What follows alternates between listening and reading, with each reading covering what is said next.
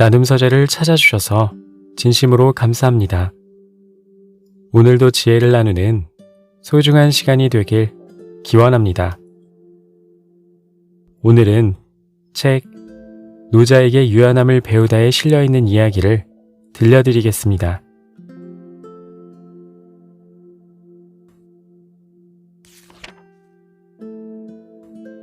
사람과 사람. 도덕경 제73장. 돈은 끝이 보이지 않는 아주 큰 그물과 같다. 그물코가 성긴 것 같지만 하나도 빠뜨리지 않는다.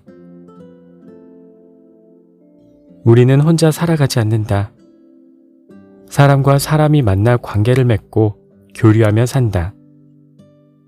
우리는 평생 수많은 사람과 다양한 관계를 맺는다.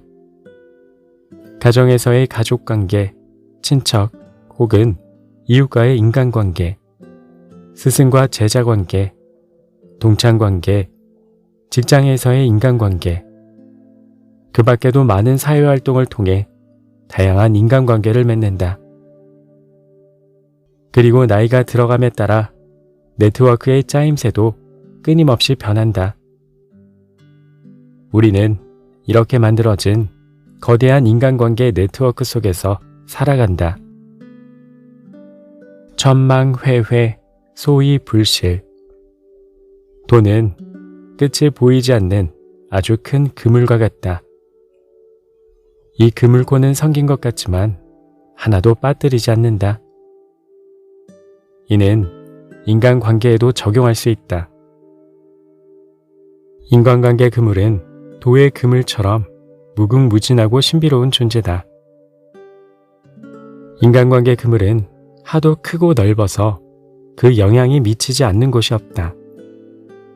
인간관계 그물코는 성긴 것 같지만 아무도 이 그물망을 빠져나갈 수 없다. 우리는 수많은 사람에게 둘러싸여 살기 때문에 반드시 타인과 좋은 관계를 맺는 방법을 알아야 한다. 그렇지 못할 경우 모든 인간관계가 경직되고 점점 더 엉망진창이 된다. 가정에서 부부관계, 고부관계, 부모-자식 관계에 문제가 생기면 이웃관계도 잘 맺지 못한다. 회사에 출근해서는 상사나 부하 직원과의 관계도 힘들고 동료 관계도 서먹하다. 퇴근해서 친구들과 맘 편히 이야기하고 싶지만 친구 관계도 쉽지 않다. 오랫동안 이런 인간관계 속에서 살다 보면 마음에 병이 생기고 성격도 폐쇄적으로 변하고 심한 경우 미쳐버릴지도 모른다. 원만한 인간관계를 만들고 싶다면 무엇보다 마음의 문을 열어야 한다. 폐쇄성은 소극적인 사람이 가진 가장 흔한 성격으로 다른 사람과 교류하려 하지 않고 새로운 인간관계를 맺지 않으려 한다. 이런 성향이 심해지면 심각한 우울증 등 정신질환으로 발전할 수 있다. 그렇다면 왜 폐쇄적인 경향이 나타나는 걸까? 첫째, 자존심이 너무 강하기 때문이다. 미국의 심리학자 매슬로우는 자아실현에 관한 연구에서 인간의 자존 욕구에 대해 언급했다. 사람은 누구나 대중에게 존중받고 사랑받기를 바라는데 이런 욕구는 대부분 본인만의 기대일 뿐 현실에서 실현되는 것이 쉽지는 않다. 적당한 정도의 자존 욕구는 삶의 추진력이 되어준다. 하지만 너무 강하면 문제가 될 수 있다. 자존심이 너무 강해서 다른 사람과 충돌하거나 자신의 행동을 끊임없이 검열하거나 다른 사람이 나를 어떻게 생각할까 라는 걱정이 끊이지 않는 사람이 있다. 더 심한 경우 자신의 단점이 부각될까봐 자기보다 잘난 사람과는 친구가 되지 않으려는 사람도 있다. 이런 생각이 머릿속에 꽉 차 있어 결국 스스로 마음의 문을 닫고 외부 세상과 거리를 둔 채 고독한 삶을 택한다. 이런 사람들은 시간이 지날수록 점점 더 현실에 적응하기 힘들어진다. 둘째, 자기 비하 심리 때문이다. 자기 비하는 가상의 자아 부정 현상으로 본인이 본인을 무시하는 것인데, 이는 대부분 자신감 부족에서 비롯된다. 즉, 실패를 두려워하거나 당당하게 실패에 맞설 용기가 없는 것이다. 일본의 한 심리학자가 자기 비하가 심한 사람들을 연구했는데, 대략 다음 중 한 개 혹은 그 이상의 특징을 나타냈다. 자기 상황보다 높은 이상을 추구할 때 초조하고 불안하다. 초능력적인 일을 기대하지만 성공 확률이 거의 없기 때문에 늘 부정적인 태도로 자신을 비웃는다. 경쟁에서 패한 후 실패의 고통을 잊지 못한다. 다른 사람의 성공에 자극을 받지만 항상 자신에게 그런 큰 행운이 따르지 않는다며 신세 한탄으로 끝난다. 자기만의 기준이 없어 늘 다른 사람의 기준으로 자신을 평가한다. 능력 없는 자신을 인정하지 못하고 늘 주변 사람에게 이런 상황에서 내가 어떻게 성공하겠어? 라고 말하며 외부 상황으로 책임을 돌린다. 다른 사람이 자기 고민을 알아차릴까봐 걱정되어 사람을 만날 때 늘 경계심을 거두지 못한다. 셋째, 세상에 대한 무지 때문이다. 이와 관련해 서양의 한 심리학자는 무지는 두려움의 근원이며 지식은 두려움을 없애는 데 가장 좋은 약이다 라고 말했다. 주변 사람들이 한창 열띤 토론을 벌이고 있는데 토론 주제에 대해 아는 것이 하나도 없다면 대화를 나누기 힘들다. 토론에 끼어들지 않으면 내가 아무것도 모른다는 사실을 숨길 수 있다. 섣불리 끼어들었다가는 금방 무지함이 드러나 망신을 당할 것이다. 그래서 아예 스스로 문을 닫고 인간관계를 맺지 않는 고독한 삶을 선택할 수밖에 없다.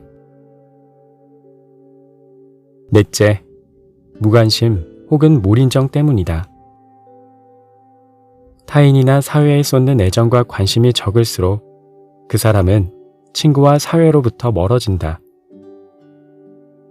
이런 사람은 이 사회가 자기가 생각하는 사회와 거리가 멀고 친구들도 자신과 마음이 맞지 않는다고 생각한다. 그래서 스스로 마음의 문을 닫고 고독한 삶을 선택한다. 마음을 털어놓을 친구가 하나도 없는 구두쇠 스크루지 영감처럼 말이다. 하지만 인간관계에는 타인의 존중과 관심이 반드시 필요하다. 이것은 우리가 심리적으로 정상적인 삶을 영위하기 위한 필수 조건이다. 크든 작든 성공을 거두는데 함께 나눌 사람이 없고 내게 관심을 가져주는 사람이 없다면 아무리 대단한 성공이라도 의미가 없으며 그저 쓸쓸하게 삶을 마감하게 될 것이다. 무관심에는 반드시 깊은 고독, 공허함, 처량함이 따라오게 마련이다. 그래서 이들은 결국 자신을 괴롭히고 짓밟는다. 이런 성향은 나이가 들면서 더 심해지는데 어떤 노인은 집 밖에 나가는 걸 아주 싫어해서 친구도 없이 지내다가 가족들마저 곁을 떠나고 홀로 남았다. 나중에 이 노인은 자기 집 화장실에서 죽은 지 2달이 넘어서야 발견되었다. 무관심의 결과는 이렇게 처참하다. 그렇다면 어떻게 해야 이런 폐쇄적이고 부정적인 태도를 극복하고 용감하게 사회에 뛰어들어 사람들과 어울려 살아갈 수 있을까?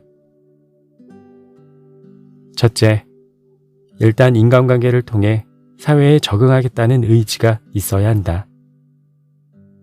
사회라는 테두리 안에서 많은 사람과 관계를 맺고 사람들에게 관심받고 친구도 많이 사귀고 싶다는 바람이 있어야 한다. 그래야 열심히 노력해서 다른 사람과 소통하는 방법을 배울 수 있고 결과적으로 이상적인 인간관계를 맺을 수 있다. 둘째, 나의 장점을 최대한 표현한다. 사람은 누구나 장점을 가지고 있기 때문이다. 그러기 위해서는 나도 다른 사람과 좋은 친구가 될 수 있다는 자신감이 필요하다. 먼저 자신의 장점을 발견하고 이를 충분히 표현하면 주변에서 관심을 갖기 시작하고 머지않아 나와 뜻이 같고 생각이 비슷한 친구를 찾게 될 것이다. 자신감이 있어야 나의 장점을 충분히 발휘할 수 있다. 셋째, 사람들 앞에서 나의 단점을 인정한다. 이것은 절대 창피한 일이 아니며 오히려 사람들은 그 용기를 칭찬할 것이다. 사람은 누구나 단점이 있지만 용기 있게 자신의 단점을 인정할 수 있는 사람은 많지 않다. 많은 사람들이 다른 사람 앞에서 자신의 단점을 인정하지 못하는 이유는 남들이 자신을 무시할 것이라고 생각하기 때문이다. 하지만 이것은 숨긴다고 숨길 수 있는 것이 아니기 때문에 빨리 인정해야 바뀔 수 있는 가능성이 열린다. 사람은 누구나 부족한 부분이 있으므로 다른 사람 앞에서 인정하는 것을 부끄러워할 필요는 없다. 오히려 사람들은 자신의 부족함을 인정하는 사람을 진실하다고 생각해 더 신뢰하고 더 가까운 친구가 되고 싶어 한다. 넷째, 사람들과 대화를 많이 나눈다. 마음의 문을 열고 상대방을 받아들이면 상대방도 나를 받아들일 것이다. 대화는 마음의 문을 여는 열쇠다. 사람들과 대화를 많이 나누다 보면 나의 진심을 표현하는 일이 점점 수월해진다. 인간관계의 기술은 이렇게 배우는 것이다. 무엇보다 모든 인간관계에서 가장 중요한 것은 바로 진심이다. 숨기지 말고, 두려워하지 말고, 부끄러워하지 말고, 솔직하게 자신을 표현하면 누구든 어렵지 않게 친구가 될 수 있다.